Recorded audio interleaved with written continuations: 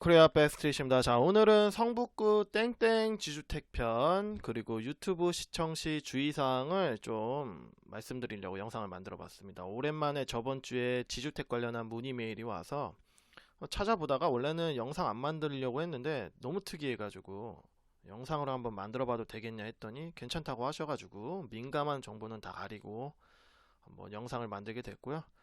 또 이제 아울러서 요새 이제 많은 상담과 문의가 오다 보니까 이제 유튜브 얘기를 많이 하세요. 부동산 관련한 유튜브. 그거 보실 때 좀 주의사항을 알려드릴게요. 뭐 별거 아닙니다. 한번 넘어가 볼게요. 첫 번째는 이제 홈페이지에서 해당 지주택 홈페이지에서 한번 발췌해 온 겁니다. 평범해 보이는 이제 그런 아파트 짓겠다라는 사업인데 뭐가 특이하냐? 세대수를 보시면 92세대입니다. 제가 지금까지 보고 듣고 의뢰 받아왔던 모든 지주택 중에 가장 작은 초소형 사업입니다. 이거 앞에 단위 하나 빠진 거 아닌가 싶어서 모집 공고문을 이제 뒤져서 찾은 다음에 확인해 봤더니 92세대가 맞습니다. 네. 그러다 보니까 사업 추진 일정이 일사천리죠.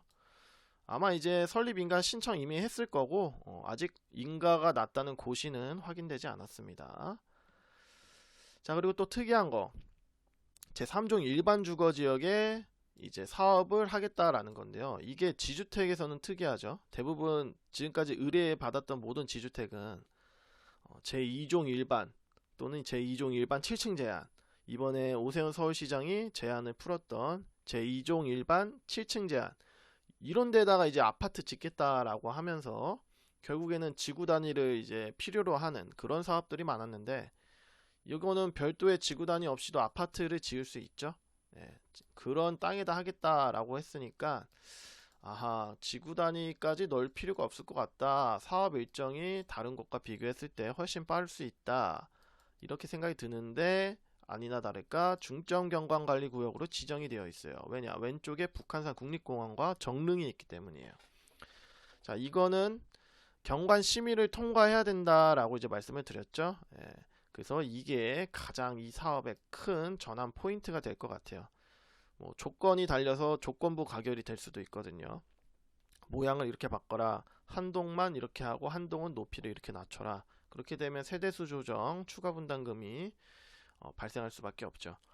자, 그러다 보니까 앞으로는 이런 중점경관관리구역은 강화되면 강화되지 완화되진 않습니다. 이번에 오세훈 서울시장이 2종 일반 7층 제한 풀 때도 중점경관관리구역 이런 데는 안 풀었죠. 자, 왜 그러냐? 그게 트렌드예요. 왜 그러냐? 이렇게 물어봤을 때 그게 트렌드예요. 녹지 시설이 점점 부족해지고 있어요. 사람들이 많아질수록, 밀도가 높아질수록 점점 부족해지고 있는 거, 우리가 알게 모르게 부족해지고 있는 게 지금 녹지시설이에요, 서울에서. 그러니까 용산공원 하겠다라는 게 그걸 미리 내다보고 좀 하는 거예요. 점점 사람들에게 부족해지고 있는 시설 중에 하나가 녹지시설이거든요. 지금 우리가 고급 주택이다, 고급 아파트다, 뭐 최고가 아파트다, 대부분 어떤 특징이 있냐면 한강 조망과 더불어서 녹지시설을 끼고 있어요. 왜냐? 그게 점점 서울에서 줄어들고 있어요. 예, 점점 줄어들고 있기 때문에 앞으로 중점경관관리구역은 강화되면 강화됐지 절대 완화될 일은 희박하다. 우리가 이미 겪고 있죠. 장릉 여기 장릉 아파트 이 이게 뭡니까 이게 앞에 조망 싹 다 가리고 앞에 왕릉이 연결되어 있게끔 보여야 되는데 이게 이제 막고 있다. 게다가 여기 문화재 보호구역이어서 심의가 필요했는데 그 무시했다. 그래서 지금 난리 났었죠. 이게 이제 우리에게 이제 큰 교훈이 되는 거죠. 이런 상황에서 이거를 완화할 일이 있을까요? 예, 그러다가 어떤 소리 들으려고. 네. 그러니까 이런 것도 염두에 두셔야 된다. 그리고 업무 대행사가 중요하다. 자, 업무 대행사 찾아보니까 건설 이렇게 돼 있어서 건설사인가 해서 찾아봤더니 안 나와요. 그래서 다른 데서 찾아보니까 그럴 만한 이유가 있더라고요. 이 회사는 건설 회사가 아니라 분양 대행 회사 또는 뭐 주택사업 공급업, 대행업. 그러니까 대행 회사예요. 대행 전문이고 이제 16년 차예요. 그래도 이제 경력이 있으니까 92세대 정도는 무난하게 사업 추진을 하지 않을까. 사업 그 소재지 토지 비율도 나쁘지 않고요. 뭐 몇 필지 안 되죠. 아파트도 딱 2동 세우는 거고 1동, 2동 끝. 깔끔하죠. 자, 이게 지도상 위치인데요. 여기가 이제 사업 소재지고 이제 북한산 국립공원 그리고 우이신설선 정릉역 이렇게 있어요. 자, 그러면 이거 북한산 조망 좋겠는데 이렇게 생각할 수도 있는데요. 이미 조망을 선점하고 있는 아파트 단지가 많아요. 앞에 여기도 있고 여기도 있고 여기도 있어요. 자, 그러다 보니까 그 사업 소재지에서 이제 시뮬레이션으로 서울 그 S맵으로 360도 돌려보니까 그나마 북한산 좀 잘 보이는 조망이 이 아파트 단지 사이로 보여요. 요거를 이제 가시권 영역 분석이라는 기능으로 보면은 이렇게 보일 거예요. 최대한으로. 자, 그렇게 되면 이 아파트는 이게 북한산을 전체적으로 조망할 수 있는 그런 아파트이기보다는 그냥 북한산 주변에서 공기 좋게 그나마 서울에서 북한산을 가깝게 끼고 살 수 있는 실거주를 원하시는 분들이나 좀 찾을 법한 아파트예요. 자, 그러면 이게 가격이 중요해지겠죠? 전용 482 4억 9천, 전용 7위가 6억 8천. 딱 봐도 이게 싼 가격 아니거든요. 그래서 이제 주변에 있는 시세랑 실거래가 비교해 보니까 그 전망이 좋은 선점하고 있는 아파트 구축이죠. 구축 아파트인데 18층이 7억이거든요. 이게 18층이니까 막힘없이 보일 거예요. 근데 거기가 7억인데 이게 6억 8천? 조망이 안 보일 텐데. 자, 어쨌든 자, 게다가 3층은 또 6억 5천에 찍혔어요. 실거래가가. 그것도 4월 대비해서 떨어진 가격에 떨어졌죠. 예. 그리고 그나마 좀 이제 구축은 아니고 이제 한 6년 된 아파트 그 근처에서 6년 된 아파트는 아예 올해 거래가 없고요. 작년 거래가액만 있는데 그것도 떨어졌어요. 2천만 원. 그것도 전용 7위가 작년에 4억 천인데 그 분양가가 이제 전용 7위 그 지주택은 6억 8천에 한다? 너무 비싸죠? 너무 비싸요. 네. 근데 그거 가격 낮추는 것도 한계가 있을 거예요. 왜냐하면 세대수가 너무 적다 보니까. 네. 자, 그리고 또 염두하셔야 될 게 계속 원자재 가격 지수가 계속 올라요. 다우존스가 이제 계속 발표하는 원자재 가격 지수 그 지수에 따르면은 계속 올라가는 거 보이시죠? 짧은 기간에 이 폭을 보세요. 오르는 폭 1, 2년 사이에 이만큼 올랐고요. 이게 한 3, 4년 사이에 이만큼밖에 안 올랐던 게 1, 2년 사이에 한 3, 4배 올랐거든요. 자, 그러면 이게 다 추가 분담금 들어간다는 소리예요. 사업계획 승인 받을 때쯤에. 그쵸? 추가 분담금 무조건 염두에 두셔야 되고요. 원자재 가격 오르니까 이제 추가 분담금 염두에 두셔야 된다라고 했을 때도 엄청나게 뭐라 하신 분들이 많더라고요. 괜히 그런 말을 하는 게 아니에요. 이 폭을 보고 말씀드리는 거고요. 우리가 이미 원자재의 소중함을 알고 있죠. 요소수 사태. 그거 하나 때문에 지금 뭐 산업 전체가 흔들흔들 하잖아요. 그 요소수 하나. 그 요소수도 결국에는 차콜, 석탄이잖아요. 석탄. 원자재. 원자재 문제죠. 결국 요소수도.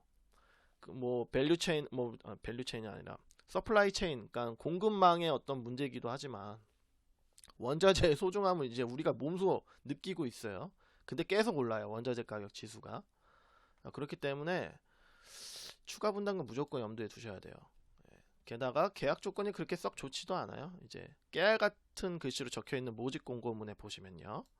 대출이 안 되잖아요. 어떤 사유로든. 그러면 계약 해지를 중간에 또 할 수도 없어요. 무조건 내셔야 돼.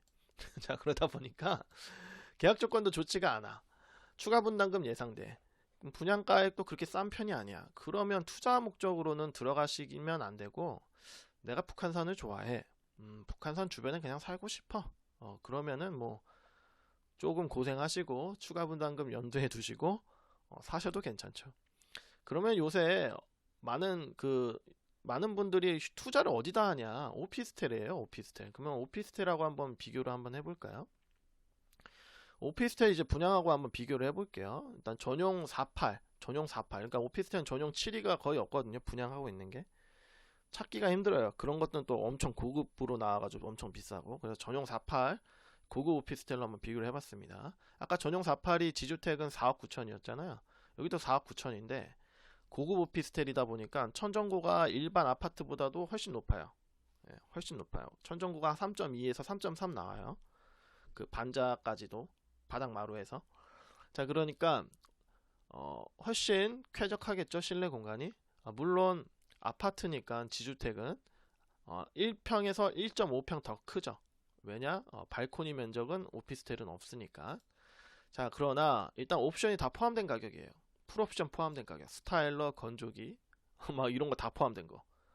모든 시스템 에어컨 모든 가격 다 포함한 게 4억 9천이고 중도금 60%도 심지어 무이자로 해줘요. 입주 때까지.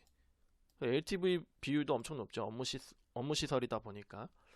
여기 살다가 다른 데 살고 싶으면 청약도 넣을 수 있어. 근데 무조건 주택수에 미포함돼요. 내가 실거주로 살든 내가 뭐 일임산에서 뭐 사업자로 살든 무조건 주택수에 포함 안 됩니다. 청약할 때는 오피스텔은. 자, 그리고 여차해서 예기치 못한 상태로 판매가 거의 어렵다. 나가질 않는다. 그러면 주택임대사업자 내서 임대로 돌릴 수도 있어요. 근데 아파트는 안 되죠. 대응할 수 있는 영역의 폭이 적죠. 자, 그렇기 때문에 오피스텔로 요새 투자가 많이 몰리는 거예요. 게다가 이 오피스텔 같은 경우는 초등학교, 중학교가 여기 근처에 있고 좀만 가면 체육공원 있고 녹지시설 있고 도보권으로 5호선 장항평역 좀 멀긴 해요. 500m 넘긴 한데 직선거리 도보에 있어요. 자, 그러다 보니까 이런 입지의 오피스텔 찾기가 힘들거든요. 그러다 보니까 제가 실제로 여기 방문을 했어요.